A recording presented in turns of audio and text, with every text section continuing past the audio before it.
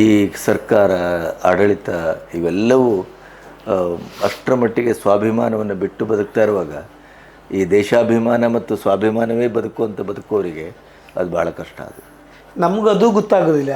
ಅಲ್ಲಿ ಅಷ್ಟು ಹಾಡು, ಅಲ್ಲಿ ಡಾಲರ್ ಕೊಡ್ತೆ ಅಂದರೆ ಕುತ್ತಿಗೆ ಕಟ್ ಮಾಡ್ಕೊಂಡು ಬರೋ ಜನ ಇದ್ದಾರೆ. ಅಂಥ ಈ ಸಮಾಜಕ್ಕೆ ನಾನು ಇಷ್ಟೇ ಕೇಳೋದು, ನಾವಿವತ್ತೇನಾದರೂ ಸುಖವಾಗಿ ಬದುಕ್ತಾ ಇದ್ದೇವೆ ಅಂತಾದರೆ ಆ ಸುಖಕ್ಕೆ ಮತ್ತು ಆ ಒಂದು ಇದು ಏನು ನಮ್ಮ ಬದುಕಿನ ಸ್ಥಿತಿಗತಿಗೆ ಇಂಥ ಒಂದು ಸೈನಿಕರೇ ಕಾರಣ. ಆರ್ಮಿಯಲ್ಲಿ ಹೇಗಿರ್ತದೆ ಅಂತ. ಬಟ್ ಇವರ ಜೊತೆ ಹೋದ ಮೇಲೆ ಸ್ವಲ್ಪ ಕಷ್ಟ ಆಯಿತು ಫಸ್ಟಿಗೆ. ಭಾಷೆ, ಹಸ್ಬೆಂಡ್ ಕೆಲಸದಲ್ಲಿದ್ದರೂ ನಾವು ಡಿಸಿಪ್ಲಿನ್ ಆಗಿ ಇರಬೇಕಾಗುತ್ತೆ. ತುಂಬ ನಾವೊಬ್ಬರು ಜೊತೆ ಮಾತಾಡುವಾಗಲೂ ಗಮನ ಇಟ್ಟು ಮಾತಾಡಬೇಕಾಗ್ತದೆ. ಒಂದೊಂದು ವರ್ಡು ಕೂಡ ಇಲ್ಲಾದರೆ ನಾವೇನಾದರೂ ತಪ್ಪು ಮಾಡಿದರೆ ಅವ್ರಿಗೆ ಪನಿಷ್ಮೆಂಟ್. ಹೌದು, ನಾವು ಕಣ್ಣಾರೆ ನೋಡಿದ್ದೀವಿ. ಪಾಪ ಕೆಲವರೆಲ್ಲ ತೀರ್ಕೊಂಡಿದ್ದು ನೋಡಿದ್ದೀವಿ. ಇವ್ರದ್ದು ನಮ್ಮ ಯೂನಿಟಲ್ಲೇ ಗುಂಡು ಹಾರಿ ಮತ್ಲಬ್ ತಾಗಿ ಪೆಟ್ಟು ಬಿದ್ದು ಆಪ್ರೇಷನ್ ಆಗಿರೋದು ಎಲ್ಲ ನಾವು ನೋಡಿದ್ವಿ. ಅಲ್ಲಿ ಕಷ್ಟ, ಜೀವನ ಕಷ್ಟ, ಆದರೂ ಒಂದು ಹೆಮ್ಮೆ.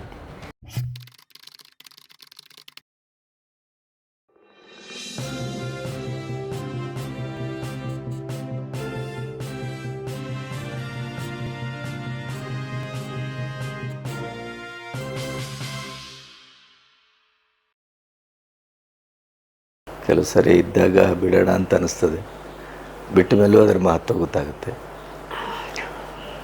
ತುಂಬ ಜನ ಹೇಳಿದ ಕೇಳಿದ್ದೇನೆ, ಸರ್ವಿಸ್ ಬಿಟ್ಟ ಮೇಲೆ ಈ ಸಮಾಜದೊಟ್ಟಿಗೆ ಹೊಂದಾಣಿಕೆ ಮಾಡ್ಕೊಳ್ಳೋದು ಭಾಳ ಕಷ್ಟ. ಯಾಕೆಂದರೆ ಸಮಾಜ ಒಂದು ರೀತಿಯಲ್ಲಿ ಅಷ್ಟು ಕರಪ್ಟ್ ಆಗಿದೆ. ಈ ಸರ್ಕಾರ, ಆಡಳಿತ ಇವೆಲ್ಲವೂ ಅಷ್ಟರ ಮಟ್ಟಿಗೆ ಸ್ವಾಭಿಮಾನವನ್ನು ಬಿಟ್ಟು ಬದುಕ್ತಾ ಇರುವಾಗ ಈ ದೇಶಾಭಿಮಾನ ಮತ್ತು ಸ್ವಾಭಿಮಾನವೇ ಬದುಕುವಂಥ ಬದುಕೋರಿಗೆ ಅದು ಭಾಳ ಕಷ್ಟ. ಅದು ನಮಗದು ಗೊತ್ತಾಗೋದಿಲ್ಲ. ಯಾರಿಗೆ ದುಡ್ಡು ಕೊಟ್ಟರೆ ಕೆಲಸ ಆಗತ್ತೆ ಅಂತ ಅದು ಗೊತ್ತಾಗೋದಿಲ್ಲ. ಆಮೇಲೆ ನಿಮ್ಮನ್ನು ನೋಡಿದ್ರೆ ಕೆಲವರು ಅದನ್ನು ಆ ದಾರಿಯಲ್ಲಿ ಹೋಗ್ಲಿಕ್ಕೂ ಅವರು ಸ್ವಲ್ಪ ಹೆಜಿಟೇಟ್ ಮಾಡ್ತಾರೆ. ಅದಕ್ಕಾಗಿ ತುಂಬ ಕಷ್ಟ. ಒಂದು ಕೆಲಸ ಮಾಡುವಾಗ ಮಾಡಿಸ್ಕೊಂಬರೋದು ಅಂದರೆ ತುಂಬ ಕಷ್ಟ ಈ ನಮ್ಮ ಇದರಲ್ಲಿ. ಕರೆಕ್ಟ್. ಎಲ್ಲರೂ ಒಂದು ನಾರ್ಮಲ್ ಜನ ಕೂಡ ಅಂತಾರೆ ಅವೇನು ಅಂತಾರೆ, ಅವು ಏನು ಅಂತ ಅಲ್ಲಿದ್ರೆ ಮಾತ್ರ ಗೊತ್ತಿರ್ತದೆ. ಸತ್ಯ. ಇರಾನ್ನವ್ರಿಗೆ ಗೊತ್ತಾಗ್ತದೆ, ಹೌದು, ಇಸ್ರೇಲ್ನವ್ರಿಗೆ ಗೊತ್ತಾಗ್ತದೆ, ನಮ್ಮ ದೇಶದಲ್ಲೂ ಬಾರ್ಡರ್ನಲ್ಲಿದ್ದವ್ರಿಗೆ ಗೊತ್ತಾಗುತ್ತೆ ಅದರ ಪರಿಸ್ಥಿತಿ ಏನು ಅಂತ.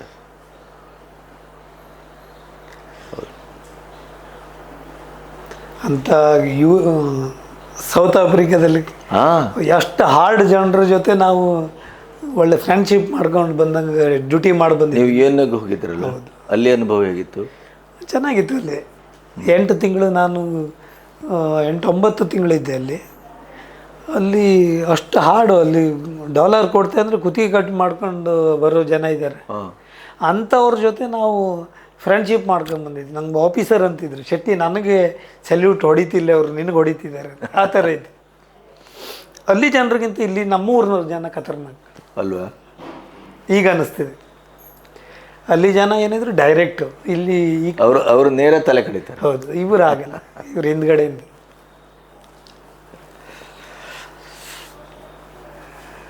ಸೊ ವೀಕ್ಷಕರೇ, ಇಲ್ಲಿಯವರೆಗೆ ಶೆಟ್ರ ಕಥೆಯನ್ನು ಕೇಳಿದೆವು.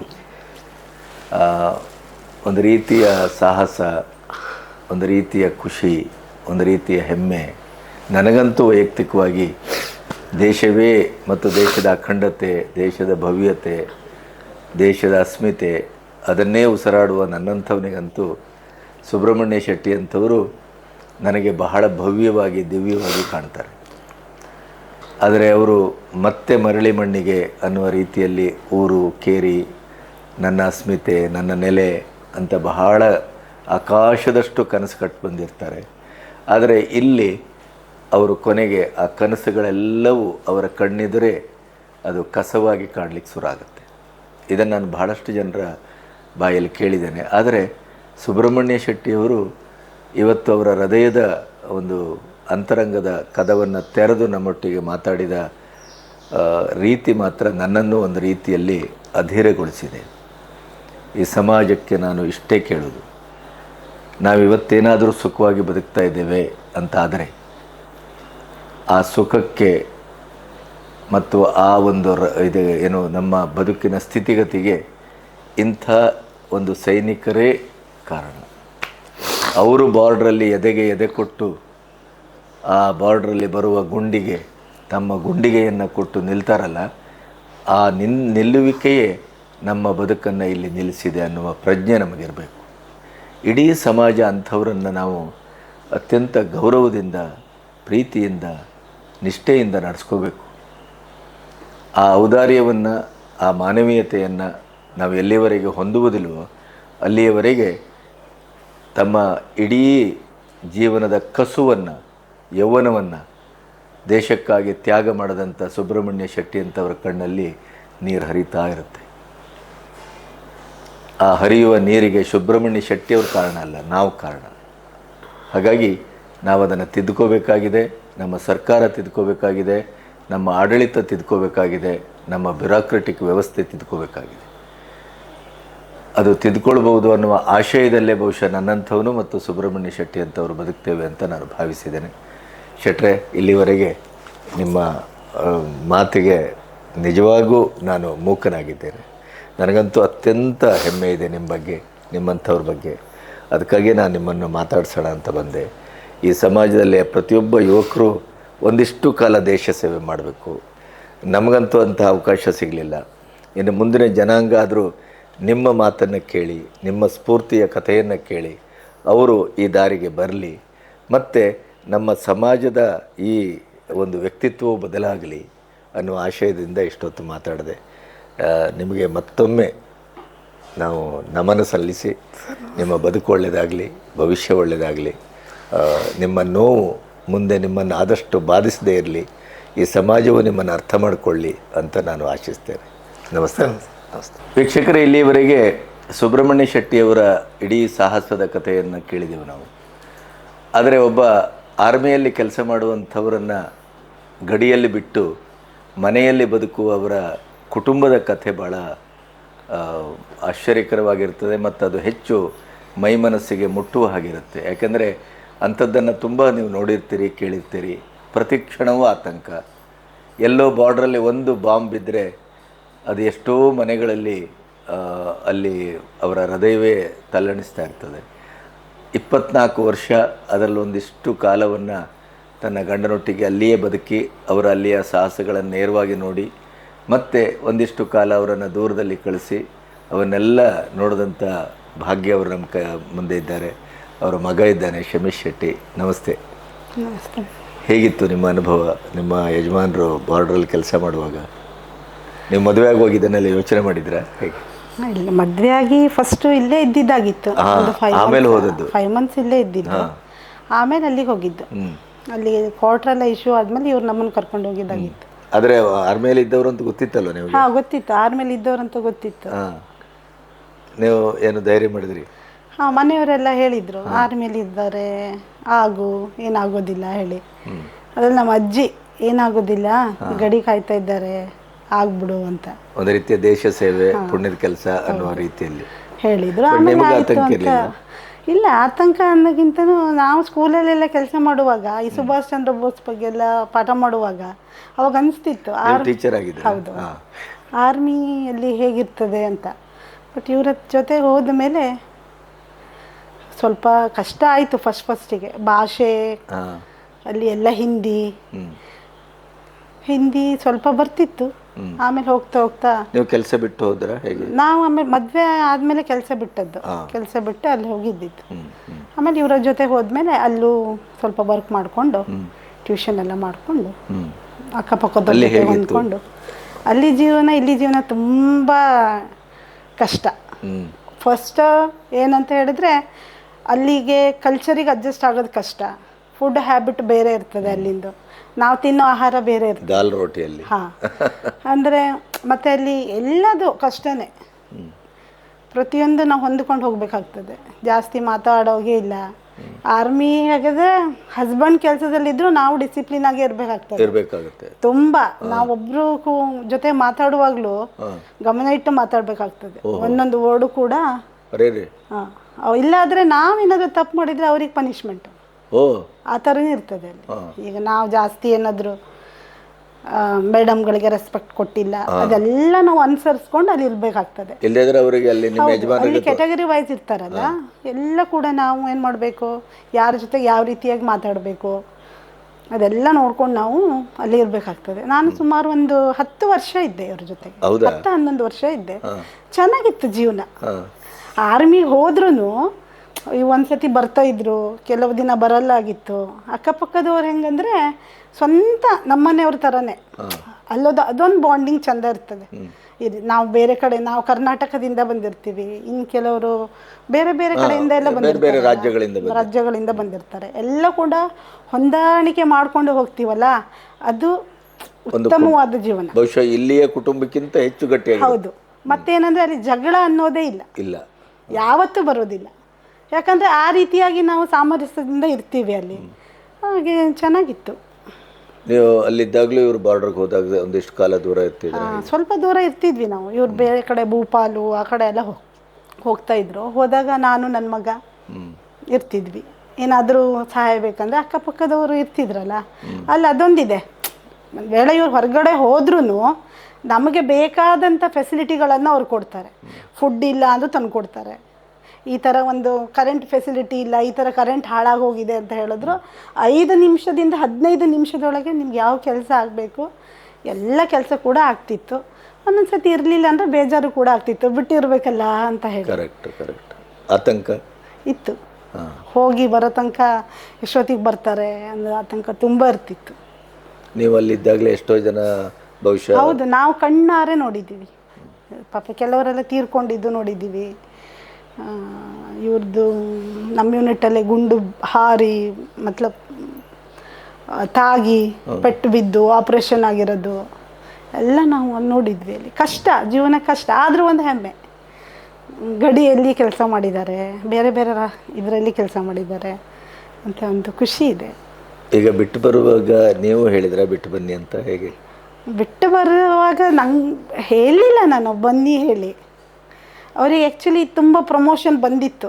ನಾವು ಅತ್ತೆ ಮಾವನಿಗೋಸ್ಕರನೇ, ಮತ್ತು ಏಜ್ ಆಯ್ತಲ್ಲ, ಮತ್ತು ಆಗೋದಿಲ್ಲ ಇವ್ರನ್ನ ಬಿಟ್ಟಿರಲಿಕ್ಕೆ ಅಂತ ಹೇಳಿ ನಾವು ಬಂದಿದ್ದು. 24 ಇಯರ್ಸ್ ಆಯಿತು ಅಂತ ಅವ್ರನ್ನ ಬಿಟ್ಕೊಟ್ರು ಅಷ್ಟೇ.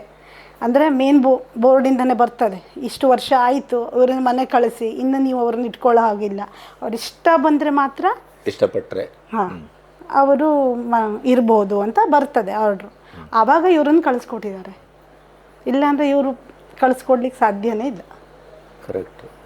ಇಲ್ಲಿ ಬಂದ ಮೇಲೆ ಹೇಗೆ ಅನ್ನಿಸ್ತು ನಿಮಗೆ? ಇಲ್ಲಿಗೆ ಬಂದ ಮೇಲೆ ನಮ್ಮ ಊರಿಗೆ ಬಂದ್ವಲ್ಲ ಅಂತ ಖುಷಿ ಇತ್ತು. ಬಟ್ ನಾವು ಈ ಕಡೆ ಬಂದ ಮೇಲೆ ಇವ್ರು 4 ಇಯರ್ಸು ಲಡಾಖಲ್ಲಿ ಇವರು ಆ ಹಿಮ ಪ್ರದೇಶದಲ್ಲಿ ಕೆಲಸ ಮಾಡಿದರು. ಅದು ಇಲ್ಲಿ ಬಂದಮೇಲೆ ನಮ್ಮ ನೆಟ್ವರ್ಕೇ ಸಿಗೋದಿಲ್ಲ ಆಗಿತ್ತು.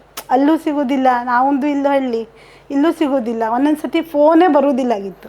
ಅವಾಗ ಭಾರಿ ಕಷ್ಟ ಆಗ್ತಿತ್ತು ಮನಸ್ಸಿಗೆ. ಒಂದೊಂದು ಸತಿ ಫೋನ್ ಮಾಡಿ ಹೇಳ್ತಿದ್ರು, ಇಲ್ಲ ಇನ್ನೊಂದು 4 ದಿನ ಕಾಲ್ ಬರೋದಿಲ್ಲ ನಿಮಗೆ ಅಂತ. ಅವಾಗೆಲ್ಲ ಫೀಲ್ ಆಗ್ತಿತ್ತು ನಮಗೆ. ಈಗ 4 ವರ್ಷ ಇದ್ದು ಅಲ್ಲೆಲ್ಲ ಮುಗಿಸ್ಬಿಟ್ಟು ಈಗ ಕಡೆ ಬಂದು. ಇವನು ಎಷ್ಟು ಕಾಲ ಅಲ್ಲಿ ಓದಿದ್ದ? ಇವನು 3rd ಸ್ಟ್ಯಾಂಡರ್ಡ್ ತನಕ ಅಲ್ಲೇ ಓದಿದ್ದು, ನರ್ಸರಿಯಿಂದ 3rd ಸ್ಟ್ಯಾಂಡರ್ಡ್. ಇವನು ಹಿಂದಿನಿ, ಅಲ್ಲಿ ಏನು ತೊಂದರೆ ಇಲ್ಲ. ಇನ್ನು ಮಕ್ಕಳು ಅಷ್ಟೇ, ಅಲ್ಲಿ ಅವರು ಇವರು ಅನ್ನೋ ಭೇದ ಭಾವ ಇಲ್ಲ, ಎಲ್ಲ ಒಂದೇ ರೀತಿ ಒಂದೇ ಕಡೆ ಇದ್ದು. ಆರ್ಮಿ ಸ್ಕೂಲು ಇಲ್ಲ, ನಾವು ಇವನು ಆರ್ಮಿ ಸ್ಕೂಲಲ್ಲಿ ಹಾಕಲಿಲ್ಲ, ಸಿವಿಲ್ ಅಲ್ಲೇ ಹಾಕಿದ್ದು. Saint Xavier. ಒಳ್ಳೇದಾಗುತ್ತೆ ಇಲ್ಲ ಅಲ್ಲೇ? ತುಂಬ ಮಿಸ್ ಮಾಡ್ಕೊಂಡ ಇವನು ಪಪ್ಪ. ಅಂದರೆ ಇವನು ಹೆಂಗಂದ್ರೆ ಅಮ್ಮನ ಬಿಟ್ಟು ಬೇಕಾದ್ರೆ ಇರ್ತಾನೆ, ಪಪ್ಪನ ಬಿಟ್ಟು ಇವನು ಇರೋದಿಲ್ಲ. ಹೌದಲ್ಲ? ನಾವು ಊರಿಗೆ ಬಂದಾಗಲೂ ನಮ್ಗೆ ತುಂಬ ಕಷ್ಟ ಆಯಿತು. ಇವನಿಗೆ ಹೊಂದ್ಕೊಳ್ಳೋಕೆ ತುಂಬ ಕಷ್ಟ ಆಗುತ್ತೆ. 4 ವರ್ಷ. ಆಮೇಲೆ ಭಾಷೆ ಬರೋದಿಲ್ಲ ಸರಿಯಾಗಿ, ಹಿಂದಿನೇ ಬರ್ತಿದ್ದಿದ್ದು, ಸ್ವಲ್ಪ ಭಾಷೆ ಮಾತ್ರ ನಾವು ಕಲಿಸಿದ್ವಿ ಅವನಿಗೆ. ಅಜ್ಜ ಅಜ್ಜಿ ಹತ್ರ ಎಷ್ಟು ಮಾತಾಡಬೇಕು, ಅಜ್ಜಿ ಅಜ್ಜ ಊಟ ಆಯ್ತಾ, ಏನು ಮಾಡ್ತಾ ಇದ್ದೀರಾ, ಈ ಥರ ಒಂದು ಸೆಂಟೆನ್ಸ್ ಕಲಿಸಿಟ್ಟಿದ್ವಿ ಅಷ್ಟೇ. ಇಷ್ಟು ಒಂದು 5 ಸೆಂಟೆನ್ಸ್ ಕಲಿಸಿಟ್ಟಿದ್ವಿ. ಸೊ ಇಲ್ಲಿ ಬಂದಮೇಲೆ ಕನ್ನಡ ಕಲ್ತಿ? ಸೊ ಇಲ್ಲಿ ಸ್ಕೂಲು ಅಲ್ಲಿ ಸ್ಕೂಲು ಏನು ವ್ಯತ್ಯಾಸ ಕಾಣುತ್ತೆ? ತಂದೆ ಬಗ್ಗೆ ಏನು ಅನ್ನಿಸ್ತದೆ? ಹಾಂ, ನಿನಗೆ ಆರ್ಮಿ ಆಸಕ್ತಿ ಇದೆಯಾ? ಇದೆ, ಆದರೆ ಡಾಕ್ಟರ್ ಆಗಬೇಕು. ಹಾಂ, ವೆರಿ ಗುಡ್. ಡಾಕ್ಟರ್ ಆದರೂ ಆರ್ಮಿಗೆ ಹೋಗ್ಬೋದು. ನನ್ನ ಫ್ರೆಂಡ್ ಒಬ್ಬರು, ಅವರು ಹೈಯರ್ ಆಫೀಸರಾಗಿ ರಿಟೈರ್ಡ್ ಆದರು, ವಿನ್ಸೆಂಟ್ ಅಂತ. ಅವ್ರ ಮಗಳು ಡಾಕ್ಟ್ರಾಗಿ ಆರ್ಮಿಯಲ್ಲೇ ಕೆಲಸ ಮಾಡ್ತಾಯಿದ್ರು. ಸೊ ಕೊನೆಯದಾಗಿ ಏನು ಹೇಳಲಿಕ್ಕೆ ಇಷ್ಟಪಡ್ತೀರಿ ನಮ್ಮ ಶೆಟ್ಟರ ಬಗ್ಗೆ? ಖುಷಿ ಇದೆ, ಹೆಮ್ಮೆ ಇದೆ. 24 ವರ್ಷ ಕೆಲಸ ಮಾಡಿ ಬಂದಿದ್ದಾರೆ ಅಂತ ಹೇಳಿದ್ರೆ ಅದು ಕಡಿಮೆ ಮಾತಲ್ಲ. ಬಟ್ ಅವರು ಮೂರಿಗೆ ಬಂದು ಭಾಳ ನೋವನ್ನು ಅನುಭವಿಸ್ತಾ ಇದ್ದಂಗಿದೆ. ಅಂದರೆ ಸ್ವಲ್ಪ ಅವರಿಗೂ ಹೊಂದ್ಕೊಳ್ಳೋ ಕಷ್ಟ ಆಯಿತು. ಅಲ್ಲಿ ಹೇಗಂದರೆ ಬೆಳಗ್ಗೆ ಹೋದರೆ ಸಂಜೆ ಬರೋದು, 24 ಗಂಟೆ ಮೈಂಡ್ ಬ್ಯುಸಿಯಲ್ಲೇ ಇರ್ತದೆ, ಟೆನ್ಷನಲ್ಲೇ ಇರ್ತದೆ. ಇಲ್ಲೂ ಟೆನ್ಷನ್ ಇದೆ, ಆದರೆ ಬಟ್ ಅವರಿಗೆ ಅಲ್ಲಿ ತುಂಬ ಬೆಲೆ ಇತ್ತು. ಅವ್ರು ತುಂಬ ಅಂದರೆ ತುಂಬ ಬೆಲೆ ಇತ್ತು. ನಾ ಹೇಳಿದ್ನಲ್ಲ, 24 ಇಯರ್ಸ್ ಒಂದು ವೇಳೆ ಸರ್ಕಾರ ಪರ್ಮಿಷನ್ ಕೊಡಲಿಲ್ಲ ಅಂದರೆ ಇವ್ರಿಗೆ ಅವ್ರು ಬರ್ಲಿಕ್ಕೆ ಬಿಡೋದಿಲ್ಲ. ಇವ್ರಿಗೆ ಒಳ್ಳೆ ಹೆಸರಿತ್ತು, ಏನು ಕೆಲಸಕ್ಕಾದರೂ ಇವರು ಮುಂದಿರ್ತಿದ್ರು. ಈಗ ಬರೀ ಅವರು ಗಡಿ ಕಾಯೋದು ಅಥವಾ ದೇಶ ಸೇವೆ ಮಾಡೋದು ಬಿಟ್ಟು ಅದ್ರ ಒಳಗಡೆನೂ ಕೆಲಸ ಇರ್ತದೆ. ಈಗ ಗೇಮ್ ಆಗಿರ್ಬೋದು, ಅಥವಾ ಮೆಕ್ಯಾನಿಕಲ್ ಆಗಿರ್ಬೋದು ಒಳಗಡೆ, ಅಥವಾ ಇನ್ಯಾವುದೋ ಒಂದು ಕ್ಯಾಂಪ್ ಕೆಲಸ ಆಗಿರ್ಬೋದು. ಎಲ್ಲ ಕೆಲಸದಲ್ಲೂ ಸುಬ್ರಹ್ಮಣ್ಯ ಶೆಟ್ಟಿ ಅಂದರೆ ಅಲ್ಲಿ ಗೊತ್ತಾಗೋದಿಲ್ಲ. SM ಶೆಟ್ಟಿ, SM ಶೆಟ್ಟಿ, ಶೆಟ್ಟಿ ಭಯ್ಯ ಅಂದರೆ ಅಥವಾ ಶೆಟ್ಟಿ ಸರ್ ಅಂತ ಹೇಳಿದ್ರೆ ಯಾರಿಗಾದರೂ ಗೊತ್ತಾಗ್ತಿತ್ತು. ಏನು ಬೇಕಾದರೂ ಕೆಲಸ ಆಯಿತು ಅಂತಾನೆ. ಇವ್ರ ಹತ್ರ ಒಂದು ಕೆಲಸ ಬಂತು ಅಂದರೆ 100% ಆಗೋ ತನಕ ಅವ್ರು ಬಿಡೋದಿಲ್ಲ. ನಮ್ಮ ಕಣ್ಣು ಮುಂದೆನೇ ಪಾಪ 2 ಫ್ಯಾಮಿಲಿ ಹಸ್ಬೆಂಡನ್ನೇ ಕಳ್ಕೊಂಡ್ರು. ಒಂದಂತೂ ರಸ್ತೆಯಲ್ಲೇ ಆಕ್ಸಿಡೆಂಟು, ಪಾಪ ರೋಡ್ ಕ್ರಾಸ್ ಮಾಡುವಾಗ. ಇನ್ನೊಂದು ಬೈಕಿಂದ ಜಸ್ಟ್ ಬಿದ್ದಿದ್ದಷ್ಟೇ, ಅವರು ಕೂಡ ಅಲ್ಲೇ ಇದಾಗ್ಬಿಟ್ರು. ಅದೆಲ್ಲ ನೋಡಿದಾಗ ಬೇಜಾರಾಗುತ್ತೆ. ದೇವ್ರ ದೊಡ್ಡವನವರು ಪೂರ್ಣ ಸರ್ವಿಸ್ ಮಾಡಿ. ಹೌದು, ಅದೊಂದು ಹೆಮ್ಮೆ ಇದೆ. ನಮ್ಮೂರಲ್ಲಿ ಯಾರೂ ಇಲ್ಲ, ಈಗ ಒಬ್ಬರು ಇದ್ದಾರೆ ಮಾಡ್ತಾ ಇದ್ದಾರೆ. ಅದು ಬಿಟ್ಟರೆ ಇವರೇ ಫಸ್ಟ್ ಹೋಗಿದ್ದು, ಇವರೇ ನಮ್ಮ ನೀಲ್ಕೋಡು ಬಂಗಾರಮಕ್ಕಿ. ಅದೇ ಖುಷಿ ಇದೆ. ಮಗನ ಬಗ್ಗೆ ಏನು ಕನಸಿದೆ ನಿಮಗೆ? ಡಾಕ್ಟರ್ ಆಗಬೇಕಂತಲೇ ಇದೆ ನಮ್ಮ ಕನಸು, ಆಸೆ ಇದೆ, ತುಂಬ ಆಸೆ ಇದೆ. NDA ಥ್ರೂ ಏನಾದ್ರು ಮಾಡಿದ್ರೆ ಆರ್ಮಿ ಇದರಲ್ಲಿ ನಾವು ಕಳಿಸ್ತೀವಿ. ಒಂದು ಇಂಟ್ರೆಸ್ಟ್ ಪಟ್ಟು ಓದಿದರೆ ಡಾಕ್ಟ್ರ್ ಮಾಡಲಿ ಅಂತ ಆಸೆ ಇದೆ ನಮಗೆ. ಇವಾಗ ತನಕ ಓದೋಕ್ಕೇನು ಪ್ರಾಬ್ಲಮ್ ಇಲ್ಲ. ನೀವಿದ್ದೀರಲ್ಲ, ತನಕ ಪ್ರಾಬ್ಲಮ್ ಇಲ್ಲ. Okay, thank you. ನಮಸ್ತೆ.